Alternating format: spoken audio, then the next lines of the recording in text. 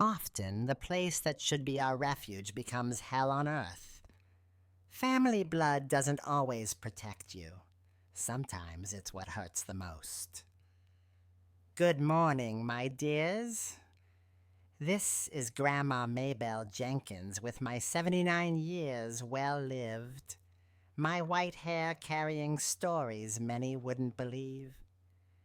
I'm sitting here in my kitchen, the morning sun just starting to warm the old linoleum floor.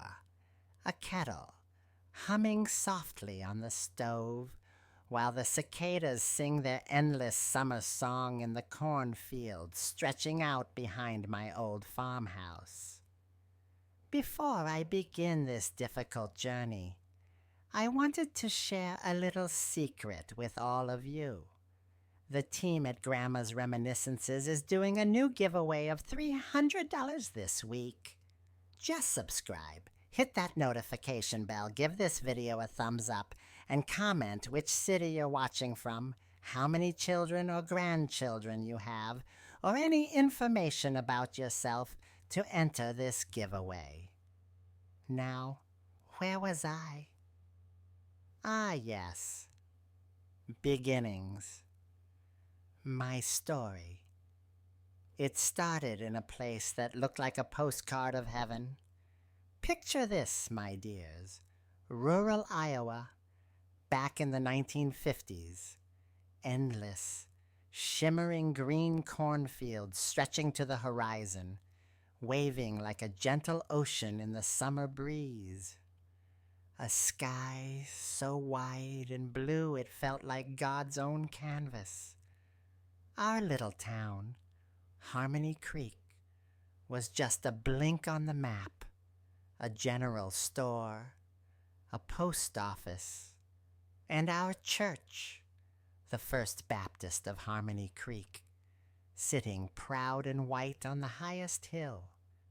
Everyone knew everyone, everyone helped everyone, and everyone, absolutely everyone, knew and respected Deacon Abraham Jenkins. My father, he was a pillar of that church, my daddy. Stood tall in the pulpit on Sundays, his voice booming like thunder when he quoted scripture, gentle as a lamb when he led the hymns. Folks would come from miles around just to hear him preach. During the week, he was a farmer, strong as an ox, with hands calloused from years of working the land. He taught me to count by shelling corn, taught me to read from the family Bible, his finger tracing each sacred word. He was good. That's what everyone said. And in a town like Harmony Creek, what everyone said was gospel. My mother, Sarah, well, she was quiet. A little bird of a woman always fluttering around the house, keeping it spotless, baking the best apple pies you ever tasted. She was the perfect deacon's wife, modest dresses, hair always neatly pinned, eyes downcast in prayer. She believed in my father, believed in his every word, his every decision, with a faith so deep it seemed to swallow every bit of herself. "Abe knows God's will, Maybelle," she'd say, her voice soft as a whisper, almost a sigh. "We just have to follow." Her gentleness, her constant air of quiet submission, it was seen as true piety, the kind of woman every good Christian man prayed for. And me? Little May. I was a child of the cornfields, really. My favorite thing was to sneak out early before the sun got too high and disappear into those tall green stalks.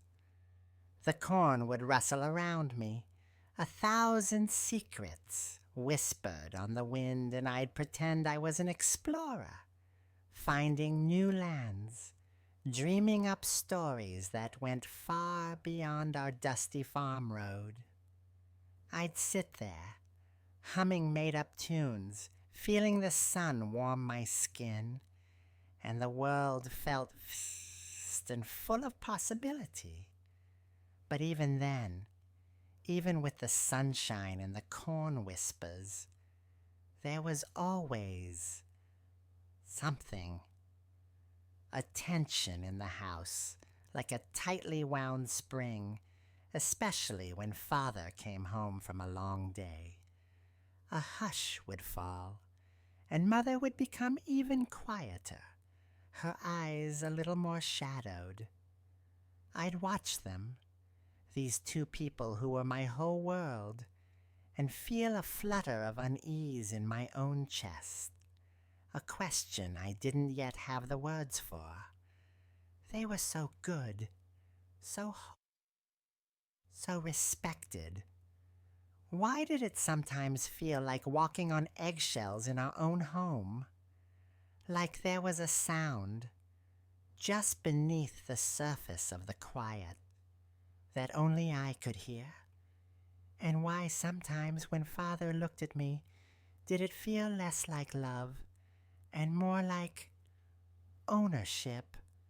That feeling, my dears, that little flutter of unease, that sense of ownership in his gaze, it wasn't just a shadow passing over the cornfield.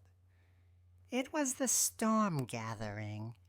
It started subtly, like a slow drip, drip, drip, from a leaky faucet, barely noticeable at first. My father would start these special prayer sessions with me, just me, in his study, after supper, when Mother was usually busy cleaning up the kitchen, or sometimes when she'd already retired to her room with one of her headaches. He'd call me in, his voice sac, almost buttery. "Come, Maybelle, my little lamb," he'd say. "God has chosen you. You are a special vessel, meant for his holy work." He'd light a single lamp, making the shadows dance in the corners of that small room, filled with stacks of dusty Bibles and sermon notes. He'd sit me on his lap, or sometimes on the worn leather armchair, and begin to read. Not the gentle stories of Noah's Ark or David and Goliath, but passages about purity, about submission, about the Lord's hand molding clay. His voice would grow lower, a deep rumble that vibrated through my small bones. He'd say it was spiritual cleansing, a way to prepare my soul for the divine. But it wasn't prayer, not like in church.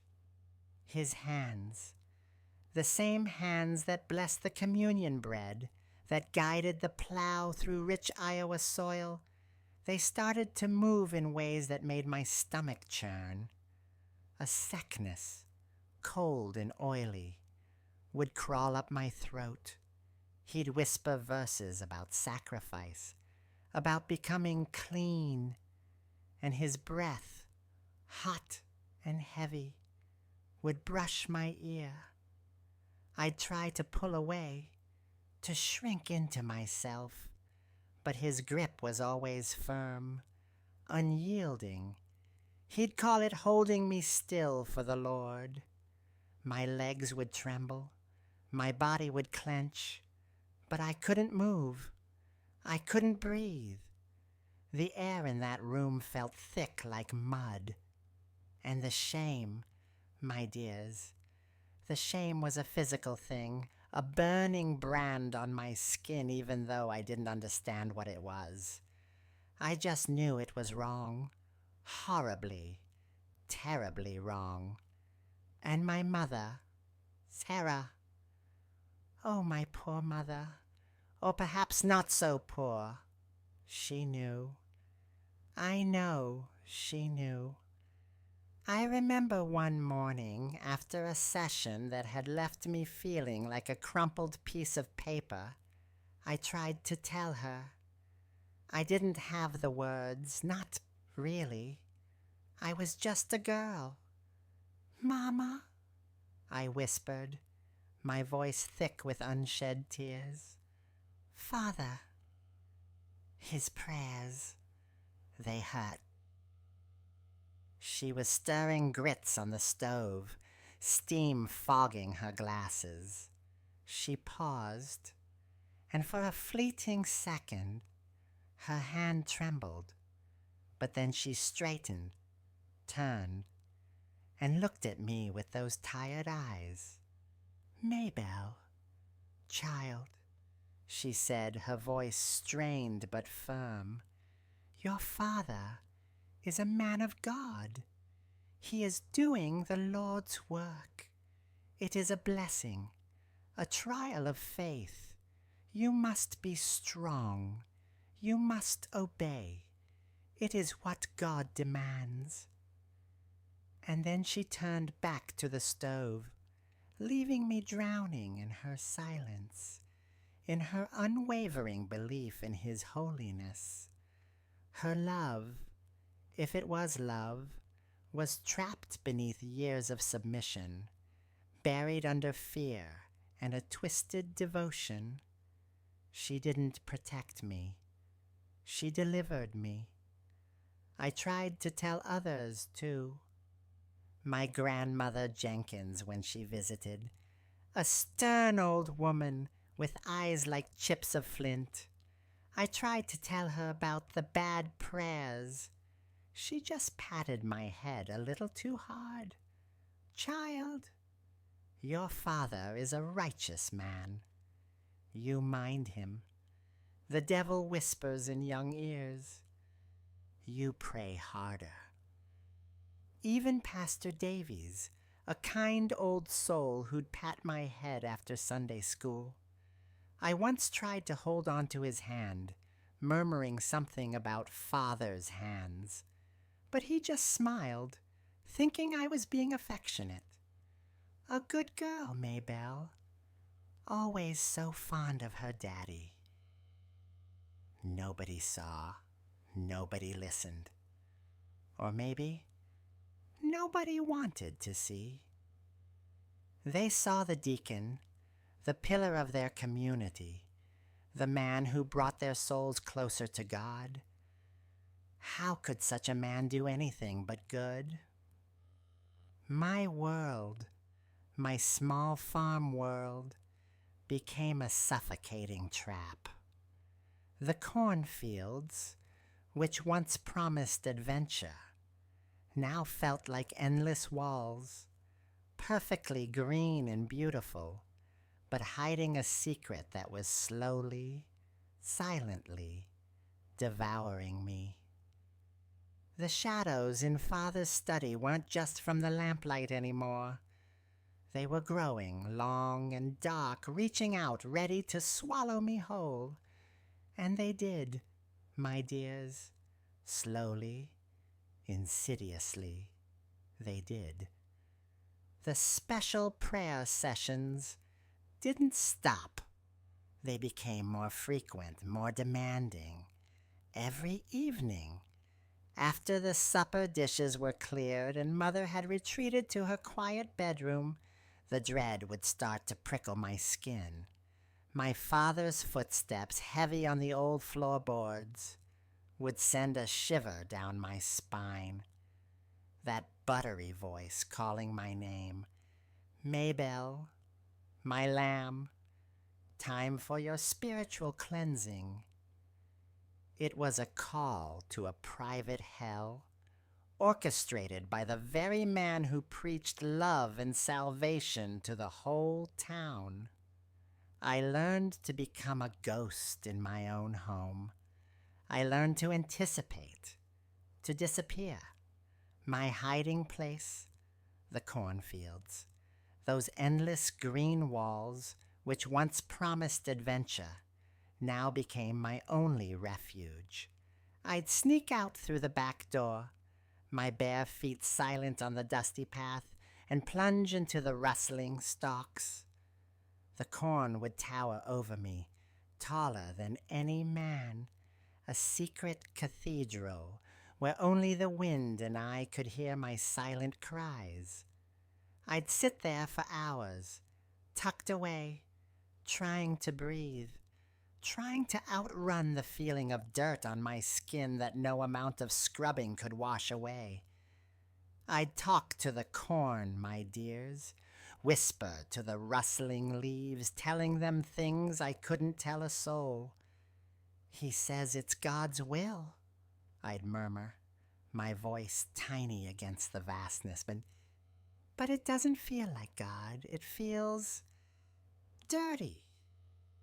The wind would sigh through the stalks, and I'd imagine it was the corn whispering back, a kind of understanding I found nowhere else.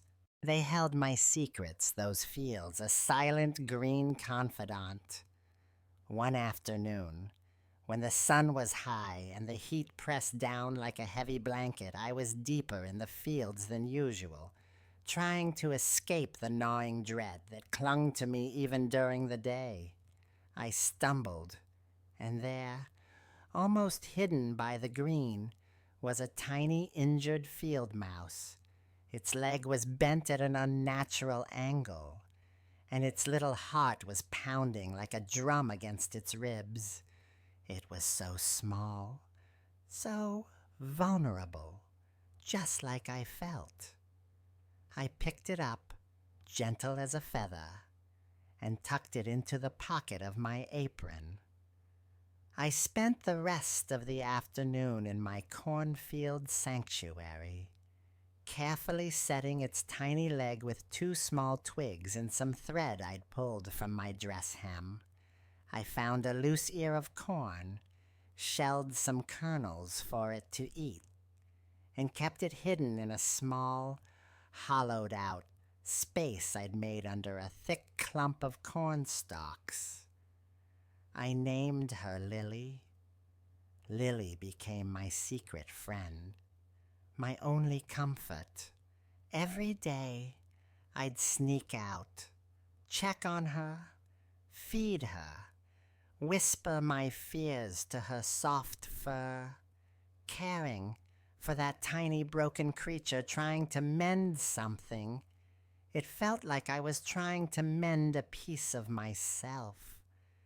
She was so fragile, so dependent on me.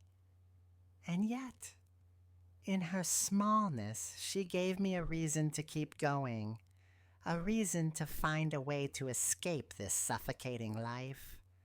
She was a little spark of innocence in a world that was trying to smother mine.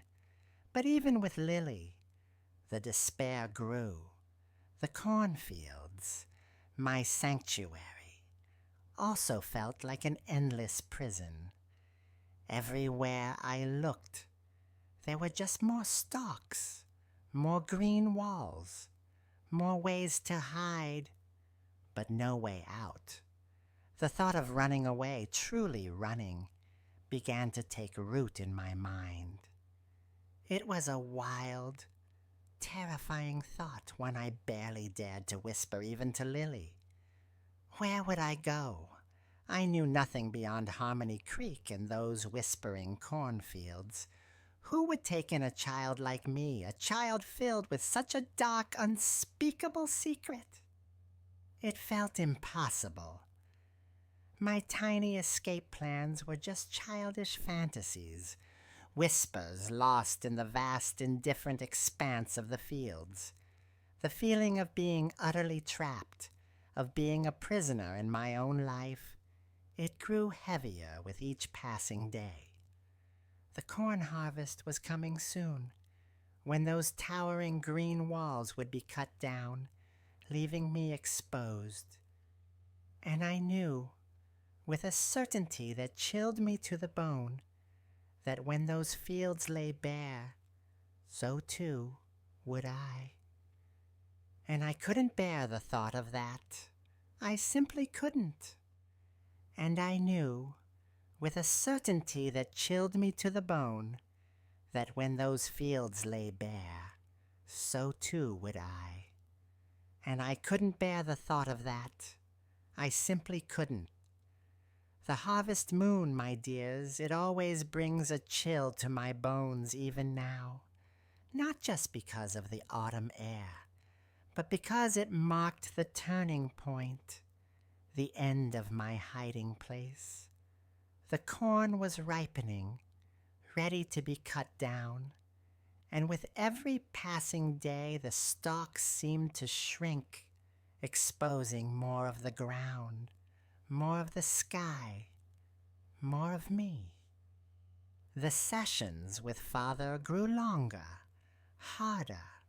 His voice, once buttery, was now a rasp, his grip tighter, his demands more complete. He spoke less of God's will and more of my duty, my mother, Sarah. Her eyes became even more distant, her silence heavier, like a shroud. I'd watch her, stirring supper, humming a hymn, and wonder if she could feel the earth trembling under her own feet, or if she was truly deaf to the cries of her own child.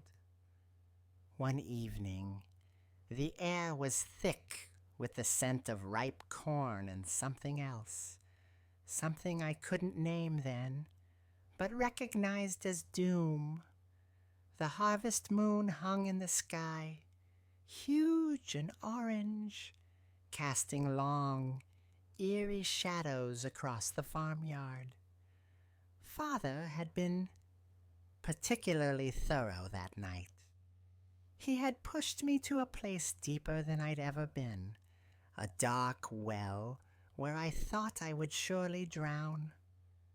I remember his breathing, ragged and triumphant, and the taste of dirt in my mouth. When he finally let me go, I lay there, crumpled on the rug, unable to move, unable to cry. My insides felt hollowed out, like a pumpkin scooped clean. All that was left was a burning ember of pure, distilled terror. Something snapped inside me then. Not my spirit, not entirely, but the thin, stretched thread of my endurance. There was no more shrinking, no more hiding in the corn.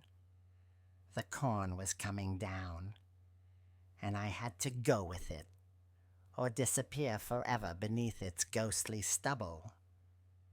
I lay there, planning, not like a grown-up plans with maps and money, but like a scared, desperate animal. I thought of Lily, my little field mouse tucked away in her hollow. My heart ached. I couldn't take her. She was too fragile, too small for the unknown path I had to take. Leaving her was like leaving a piece of my own innocence behind. But I knew, deep down, that to save myself I had to let her go. It was the first true sacrifice I ever made for my own survival. I waited until the house was dark, until I heard Father's heavy snores from his room, Mother's soft, regular breathing from hers. The moonlight, that same harvest moon, spilled through my window like spilled milk, painting the floorboards silver. I crept out of bed, every joint a creak, every breath a gasp. I grabbed the old canvas satchel I used for school, stuffing in the few things I owned, my favorite worn-out dress, a half-eaten cornbread muffin I'd saved from supper, and the small, smooth river stone I'd kept in my pocket for luck. My hands shook so bad I could barely tie the strings. The back door creaked, a loud protest in the silent night. But no one stirred. I slipped out, my bare feet hitting the cool, damp earth of the yard. I didn't look back at the farmhouse, that house of light and shadows, of hymns and horrors. I didn't dare. I just ran. I ran into the cornfield, not to hide this time, but to escape through it. The stalks, which had been my silent witnesses, now clawed at my face and arms, their dry leaves rustling like 1,000 whispers chasing me. The moonlight filtered through the dense green, creating a dizzying tunnel of shifting light and shadow. My lungs burned, my legs screamed, but I pushed through, driven by that primal, desperate need to be anywhere but there. The fear was a hot, bitter taste in my mouth, but beneath it a tiny, unfamiliar spark ignited. The wild, terrifying promise of freedom. I didn't know where I was going. I didn't have a plan beyond a way. The cornfields eventually gave way to a dirt road, then a gravel path, and finally a narrow ribbon of asphalt stretching into the vast, dark unknown. I was just a girl, alone under that impossibly huge harvest moon, heading for a horizon I couldn't even imagine. And I knew, with every fiber of my being, that my life, the one I had known, was over. But what came next? That was the most terrifying question of all. But what came next? That was the most terrifying question of all. The road was long, endless ribbons of gravel cutting through the moonlit fields. Every rustle of leaves, every distant dog's bark sent jolts of pure terror through my small body. I ran until my lungs burned and my legs felt like soggy cornstalks ready to snap. The harvest moon, so beautiful and ominous from my bedroom window, now felt like a giant eye, watching my desperate flight, leaving no shadow for me to hide in. I ran until the first pale hint of dawn touched the horizon, painting the sky with bruised purples and grays. And then I kept walking. My bare feet, so used to the soft earth of the farm, were now raw and blistered on the sharp gravel. The cornbread muffin was gone too soon, leaving my stomach a hollow echo chamber. Hunger was a sharp, biting dog at my heels. I saw distant farmhouses, their chimneys sending up thin wisps of smoke, and the smell of cooking breakfast would hit me, a cruel tease in the wind. But I couldn't stop. I couldn't trust anyone. All I knew was running from. The place where I thought love lived had turned into a wolf's den, and the people who should have protected me were blind, or worse. So I walked and walked. Eventually, the gravel road met something wider, something black and smooth, asphalt. And then, off in the distance, a few scattered lights, growing slowly into a cluster of buildings. A town. Not Harmony Creek, thank God, but a town nonetheless. It was bigger than anything I'd ever seen, a tangled web of wires and telephone poles, houses pressed up against each other like weary travelers. Cars roared past, giant shiny beasts that kicked up dust and wind. The noise was overwhelming, a cacophony of engines and distant voices that made my head throb. It was nothing like the quiet hum of the cornfields. My first few days in that town, which I later learned was called Clearview, were a blur of cold hunger and constant fear. I slept in alleys, curled up behind overflowing trash bins, the smell of garbage a sour blanket. I scavenged for food, picking discarded apple cores from the dirt, my stomach clenching with shame and nausea. Every grown-up who looked my way felt like a threat, their eyes too knowing, too curious. I was like a stray dog, darting into the shadows at the slightest sound. I barely spoke, my voice locked away with the secrets I carried. If anyone asked me anything, I'd just shake my head, my eyes wide and vacant. I was a child, yes, but one whose innocence had been burned away, leaving behind a husk of suspicion.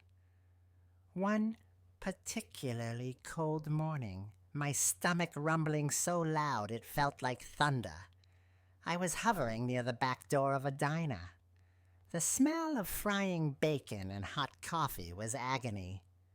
The door swung open and a woman, round and soft as a biscuit with a kind face framed by tightly permed hair, stepped out, carrying a pail of scraps for a dog I hadn't seen. She saw me, huddled in the alley, and her smile, slow and gentle, was the first warmth I'd felt in days. "Well, now," she said, her voice raspy but soft, like worn velvet. "What's a little bird like you doing out here in the cold?" I couldn't speak. I just stared, ready to bolt. But she didn't move fast. She just set the pail down, and then, without a word, she went back inside and returned with a plate. On it was a piece of hot buttered toast, and a small, perfectly browned sausage. My eyes widened. It smelled like heaven. "Here, honey," she said, extending the plate. "You look like you could use a bite. My name's Agnes. I own this place, Agnes's Diner. No questions asked. Just eat." I took the plate with trembling hands. It was the simplest act, a piece of toast and a sausage, but it felt like a miracle. As I ate, slowly, savoring every bite, Agnes went back inside. She came out a moment later with a steaming mug of cocoa. "It's cold out here," she murmured, watching me. "You look chilled to the bone." I looked up at her, really looked for the first time since I'd run. Her eyes were kind. Deep lines fanned out from their corners like sunbeams. In that moment, something shifted inside me. A tiny crack appeared in the solid wall of fear I had built. She wasn't asking questions. She wasn't judging. She was just offering warmth. That night, Agnes didn't send me back to the alley. She let me sleep on a cot in the back storage room of the diner near the warm ovens. It was dusty and smelled of flour and old coffee grounds, but it was warm and safe. For the first time in what felt like forever, I slept without the cornfields' whispers, or the shadows of the study, or the crushing weight of Father's breath on my ear. For the first time, I felt a faint flickering hope that maybe, just maybe, the terrifying unknown wouldn't be quite so terrifying after all. Maybe there was more to the world than fear. For the first time, I felt a faint flickering hope that maybe, just maybe, the terrifying unknown wouldn't be quite so terrifying after all. Maybe there was more to the world than fear. That cot in Agnes's storage room, my dears, became my anchor. It wasn't soft, wasn't fancy, but it was warm and it was safe. It smelled of coffee and fried onions, a smell that, to this day, still brings a strange comfort to my soul. Agnes, bless her kind heart, never pressed me. She just gave me a uniform, a faded blue apron, and a cap that kept my hair out of my face, and put me to work. I washed dishes until my hands were raw, wiped down counters until they gleamed, swept floors until they shone. I worked harder than any grown-up, I think, driven by a desperate need to be useful, to earn my keep, to be invisible but indispensable. I still didn't talk much. My voice felt like a fragile thing, something that might shatter if I tried to use it for anything other than a whispered "yes, ma'am," or "no, thank you." The words were stuck, trapped behind a thick wall of fear and shame. But Agnes, she understood. She'd just nod, her eyes crinkling at the corners, and sometimes she'd hum a quiet tune as she made her pies, a tune that wove itself into the rhythm of my dishwashing. She never asked about my past, never questioned where I came from or why I was alone. She just saw a child who needed a patch of soil to grow. She taught me things, not with words always, but with her hands. How to knead dough until it was smooth as a baby's bottom. How to tell if an egg was fresh just by looking at it. How to make a coffee so strong it could wake the dead. She'd leave me little plates of food sometimes, a slice of warm pie with a dollop of cream, or a perfectly fried egg and grits, knowing I wouldn't ask for it. She just placed it there, a silent offering of care. After a few weeks, Agnes moved me out of the storage room. "You're too good for sleeping with the mops, Maybelle," she said, a rare chuckle rumbling in her chest. She found me a tiny room upstairs, above the diner, with a narrow bed, a chipped dresser, and a window that looked out onto the alley. It wasn't much, but it was mine, a place where I could lock the door, where no one would come looking, no one would call my name with that soft, dangerous voice. I'd lie there in the dark listening to the muffled sounds of the town, a distant car, the faint clang of a train, the murmur of voices from the street. And it felt like music, the sound of a world that wasn't silent, wasn't suffocating. My days became a routine, a comforting, predictable rhythm. Mornings, I'd wake before dawn, help Agnes prep for the breakfast rush. All day, the clatter of plates, the sizzle of the grill, the comforting smell of bacon grease and coffee. Evenings, after the last customer left, Agnes would sometimes let me sit at the counter with her, sipping a root beer, while she counted the day's earnings. She'd talk about her late husband, about the old days in Clearview, about the gossip of the town. I'd just listen, my eyes wide, soaking it all in. She filled the silence, not with heavy questions, but with stories, with everyday life. I still carried my secret buried deep inside me like a jagged shard of glass.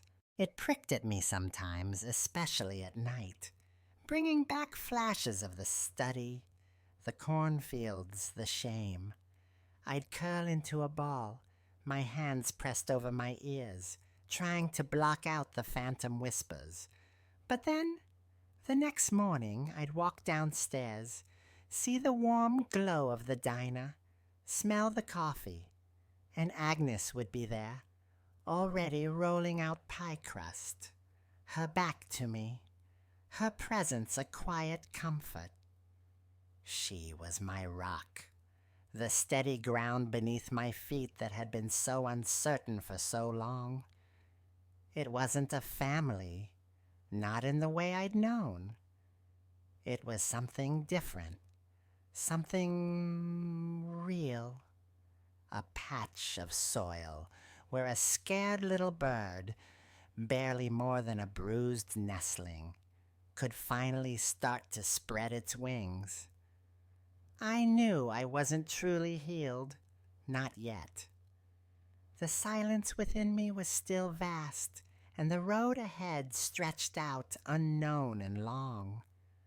But for the first time since I'd fled Harmony Creek, I felt a fragile, trembling sense of belonging. A tiny, steady heartbeat in the quiet of my new life. It wasn't peace, not fully, but it was the promise of it, a flickering candle in the dark. It wasn't peace, not, but it was the promise of it, a flickering candle in the dark. Years turned into decades in Clearview. The little girl who scrubbed pots and pans eventually learned to cook, to manage the books, to smile at the regulars. Agnes became more than a boss. She became the mother I never truly had, a silent, steady anchor. I learned to live, to work, to even laugh sometimes. I met a good man, Frank, a quiet fellow who worked at the lumber mill, and we built a small, simple life together, right here in Clearview. He never pushed, never pried. He loved me with a gentle, patient understanding, accepting my silences as just a part of who I was. We had children, 2 beautiful girls, Martha and Susan, and I poured every ounce of love I had into them, determined to build a home where no shadow dared to creep. But peace, true peace, it's a tricky thing. It's not just the absence of noise. It's the quiet of the soul. And mine, my dears, was never truly quiet. The past, it was like a seed buried deep in the soil of my heart. For years, I kept it under layers of hard work, motherly love, and Frank's steady affection. I built a good life, a solid life, brick by brick. But every now and then, especially in the dead of night, or when the wind whispered just right through the tall corn outside our window, the nightmares would come. The smell of dust and the metallic taste of fear, the feeling of those hands, that voice, those twisted Bible verses. I'd wake up in a cold sweat, my heart hammering like a trapped bird, and Frank would just pull me closer, never asking, just holding me until the trembling stopped. I was a mother now, a wife, a respected member of our small community. I'd bake pies for church bake sales just like Mother used to, but with none of her hollow eyes. I'd raise my daughters with open doors, with hugs and laughter, and always, always with a listening ear, so they would never feel unseen. I thought I had buried the past deep enough. I thought it couldn't touch my new good life. Then, one spring morning, I was sitting at the kitchen table sipping my coffee when Frank brought in the morning newspaper from the porch. He always read the sports section first. I just scanned the local news looking for familiar names, but then an article caught my eye. a small piece buried on page 3. It was about a man, a respected deacon in a small town just a few counties over, who had been accused of, well, of the same unspeakable acts. The details were scarce, vague mentions of spiritual guidance in private sessions. But it was enough. The words on the page blurred, and the newspaper slipped from my fingers, clattering to the floor. It was like a lightning bolt, my dears. Not that I didn't know it happened to others, of course. My rational mind knew. But to see it there, in black and white, so close to my own experience, it ripped open the carefully constructed scab over my old wounds. The seed I thought I had buried began to sprout, forcing its way through the soil, demanding to be seen. All those years of since, of keeping it locked away, suddenly felt heavier than any burden I had ever carried. It was suffocating me, even in my peaceful kitchen, with the smell of toast and coffee. I knew then, with a terrible, undeniable clarity, that I couldn't carry it anymore. Not for myself, not for my daughters, not for the girl I once was. The silence wasn't protecting me. It was slowly poisoning me. It was keeping me from being fully whole, fully present in the beautiful life I had built. I had to speak. I had to rip open that old wound and let the poison out, no matter how much it hurt. The first step was the hardest. The thought of speaking those words aloud, giving voice to the unspeakable, made my stomach clench with the familiar nausea of childhood. But this time, it was different. This time, I wasn't alone. This time, I had a choice. I found a woman in Clearview, a kind, quiet lady named Mrs. Peterson. She wasn't a doctor, not really, but she was a social worker, someone people went to when they were hurting. It took me weeks to work up the courage to even call her, and when I did, my voice was a reedy whisper. But she listened. She didn't judge. She just listened, patiently, her eyes warm and steady, and slowly, painfully, word by word, the dam began to crack.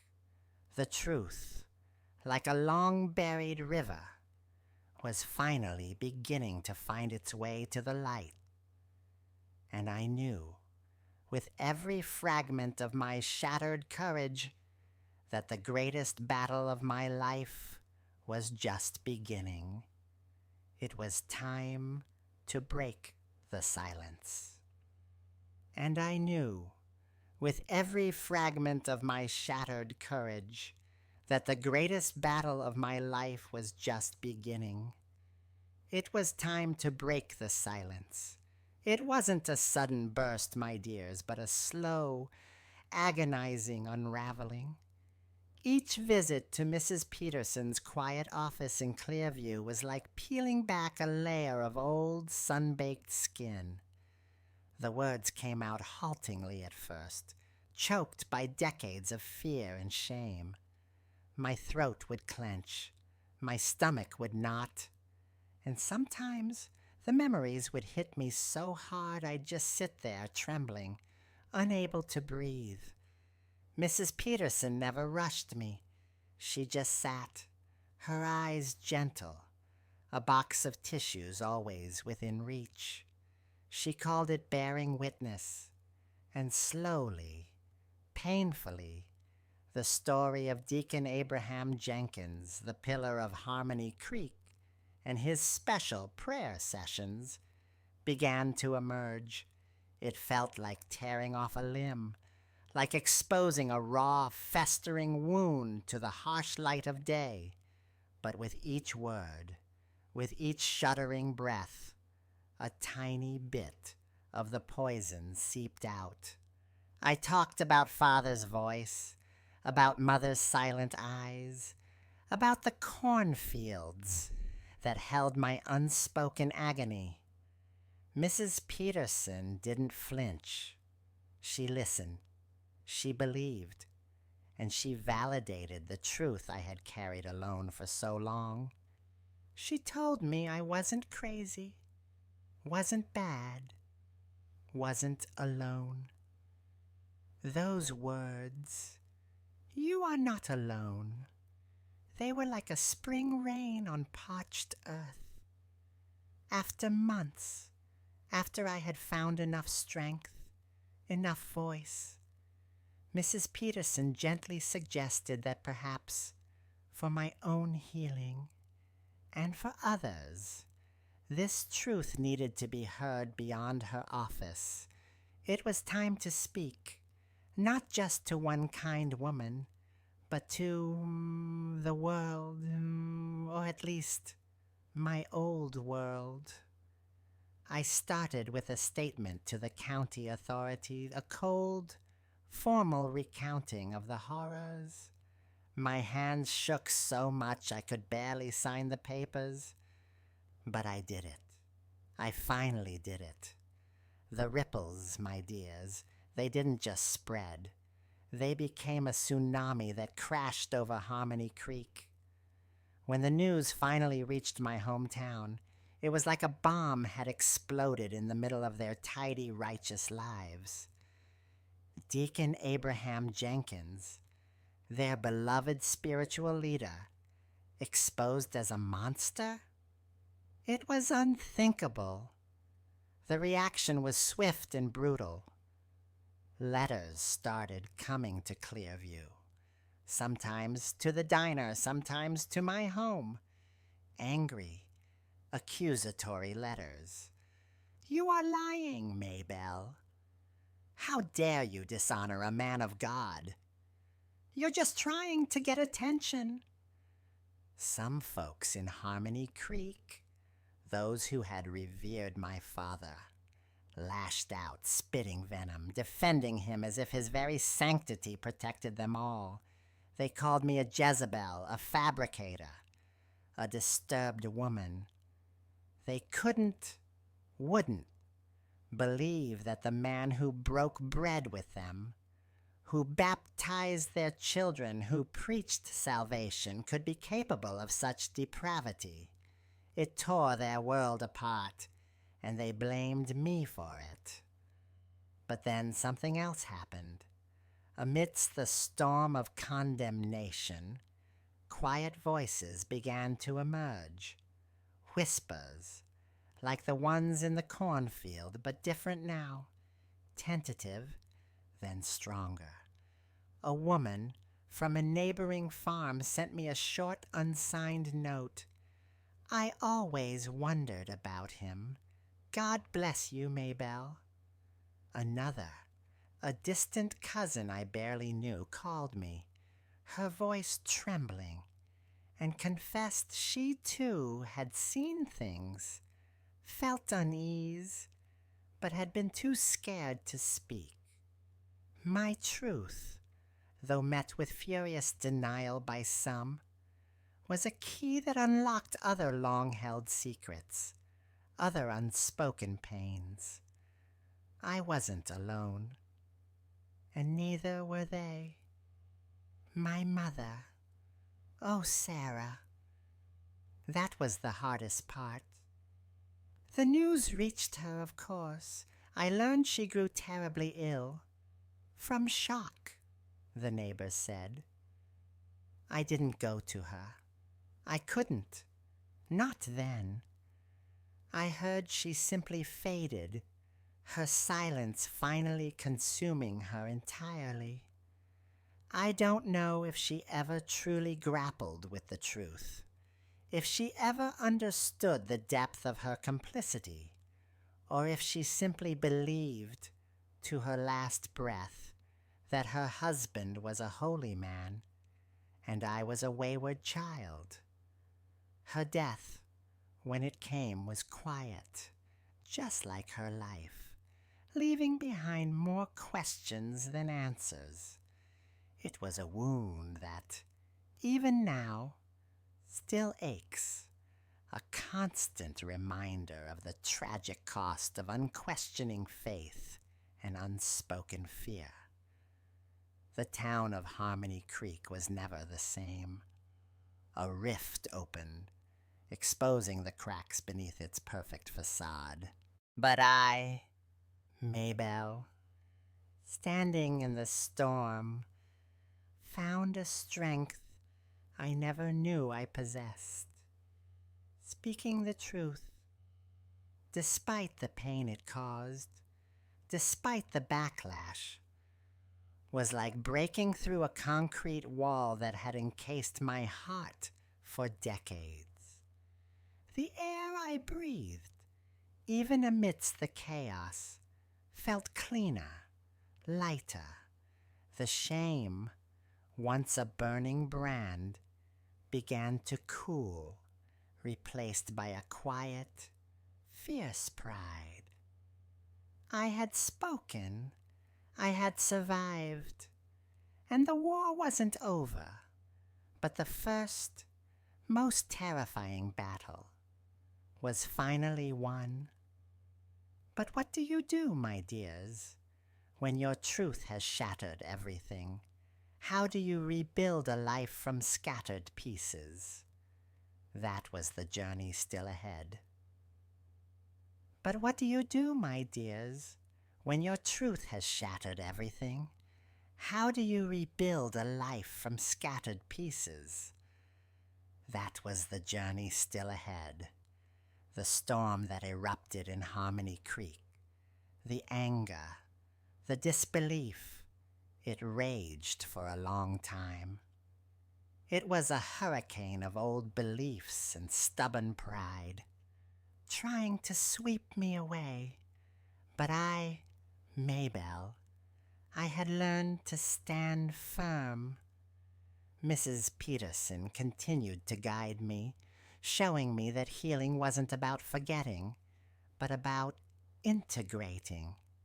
It was about accepting that the scars would always be there, etched into the map of my soul, but they didn't have to define my journey. They were simply proof that I had survived. I started to meet others, women like me, who had carried their own whispers for too long. We found each other in small, hushed circles, sharing stories that made our hearts ache, but also, surprisingly, made them feel less alone. We were broken pieces, yes, but together we started to form a mosaic, beautiful in its resilience. My quiet nature, which had once been a shield, now became a comfort to others. They knew I listened, truly listened, because I understood the weight of unspoken words. My Frank, bless his patient heart, he stood by me through it all. He didn't understand the full depth of it, not really, but he understood me. He'd just hold my hand, his grip strong and steady, a silent promise that I was safe, that I was loved, that I was believed. He was the solid earth beneath my roots, allowing me to grow towards the sun. And my daughters, Martha and Susan, they were my reason, my living, breathing testament to what a healthy home could be. I made sure their lives were filled with laughter, with questions answered, with open arms and listening ears. There were no locked doors in our home, no hushed secrets. I taught them to trust their instincts, to speak their truth, to never, ever be afraid to say no. I told them my story, Not all the grim details, but enough so they understood the shadows I had walked through, and why light, true light, was so fiercely important to me. They didn't shy away. They held me, their young arms strong around my old frame, and they understood. They understood that the strongest love was built on truth. As the years unfolded, I found my voice not just for myself, but for others.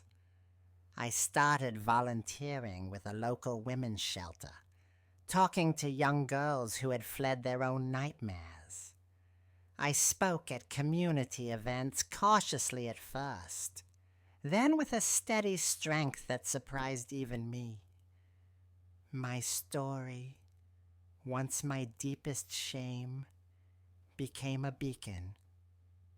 If Maybelle Jenkins, Deacon Abe's daughter, can speak, I'd hear them whisper, then maybe I can too. It wasn't about vengeance, my dears. It was about prevention. It was about turning my pain into a path so that another child might not have to walk my dark road alone. I never went back to Harmony Creek to live.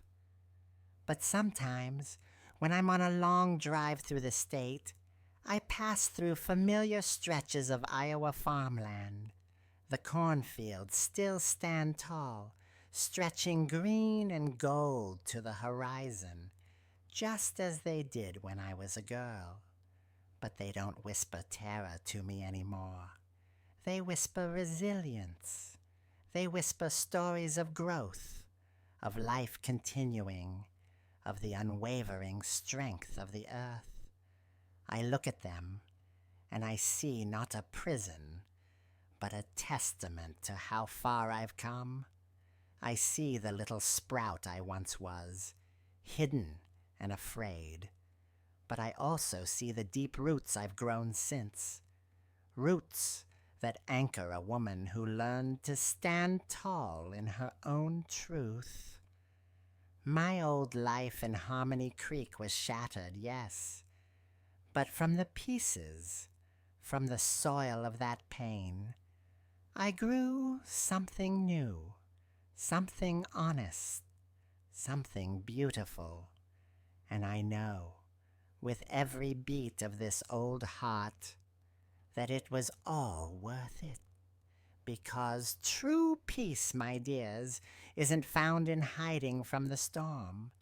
It's found in learning to dance in the rain, in standing firm in the wind, and in knowing that no matter how dark the night, the sun will always rise again. And that, my dears, is the real harvest, the harvest of a life truly lived. But what does it mean to truly live after such a journey? That, my dears, is the ultimate secret I carry. But what does it mean to truly live after such a journey? That, my dears, is the ultimate secret I carry. It means that even now, at 79 years old, with my hands gnarled from work and my hair white as a winter field, I still feel the echo of that little girl's fear. It means that sometimes a certain smell of old wood or damp earth after a rain can still snatch me back to that study or to the suffocating depths of the cornfield. The scars are there, etched deep, not just on my soul, but sometimes, if I let myself truly remember, I can almost feel the phantom aches in my little girl's body. No, my dears, you never fully get over something like that. It becomes a part of you, woven into the fabric of who you are. But living, truly living, means that it no longer defines you. It means that the echoes are just echoes, not the main song. It means that the scars, though present, are overshadowed by the strength they built, the wisdom they imparted. My life with Frank, the laughter of my daughters, the pure, unadulterated joy of my grandchildren, those are the loudest sounds now. Their love is the anthem that drowns out the old painful whispers. I learned that freedom isn't just about running away from a place. It's about finding the courage to rebuild your inner world, to choose light over darkness, truth over silence, every single day. It's about breaking the chains that bind your spirit, even if no one else can see them. Forgiveness, they say, is for yourself. And I did, eventually, forgive the scared, silent child I was for not knowing how to save herself. I forgave my mother, Sarah, for her helplessness, caught in a web of fear and distorted faith. It wasn't about excusing. It was about releasing myself from the bitterness that would have corroded my own soul. I sit here now, in this kitchen, the very heart of the home Frank and I built. My daughters, Martha and Susan, they visit every Sunday, their children spilling laughter through these rooms. They are bright, strong women, raised to know their worth, to speak their minds, to demand respect. They are the living testament to the broken cycle. They are my victory. When my granddaughter, Lily, yes, named after that brave little field mouse, sits on my lap, her bright eyes full of questions, I tell her stories, not of darkness but of strength, of a girl who ran away to find her own sunshine. And when she asks, "Grandma, why do you always tell us to be brave and speak up?" I just hug her close and say, "Because, darling, some whispers need to be heard, not hidden, and your voice is your power." Frank, he's been gone for a few years now, resting peacefully beneath the old oak tree in the back. But his presence, his quiet strength, it's still here, woven into the very beams of this house. Agnes, too. She passed on long ago, but her kindness, that first selfless act of human decency, it became the cornerstone of my new life. It taught me that miracles don't always come with a clap of thunder. Sometimes they arrive on a plate of buttered toast from a stranger's hand, and the cornfields, they're still out there, stretching green to the horizon. I walk through them sometimes, not to hide, but to feel the sun on my face and the breeze in my hair. They no longer hold my terror. They hold the memory of a girl who survived, who learned to find her voice amongst their rustling leaves. They are a reminder that life, no matter how much it's cut down, always finds a way to grow back, taller and stronger than before. So, what does it mean to truly live after such a journey? It means that even with all the pain, all the unspoken things, all the shadows, you find your own light. You build your own refuge. You speak your own truth. It means that you can look back at the fields where whispers once threatened to consume you, and instead you hear the triumphant song of a life bravely lived, A song that carries on through your children and their children far beyond the reach of any past darkness. And that, my dears, is the end of my story. But for all of you, I pray it's just the beginning of your own brave, truthful journey.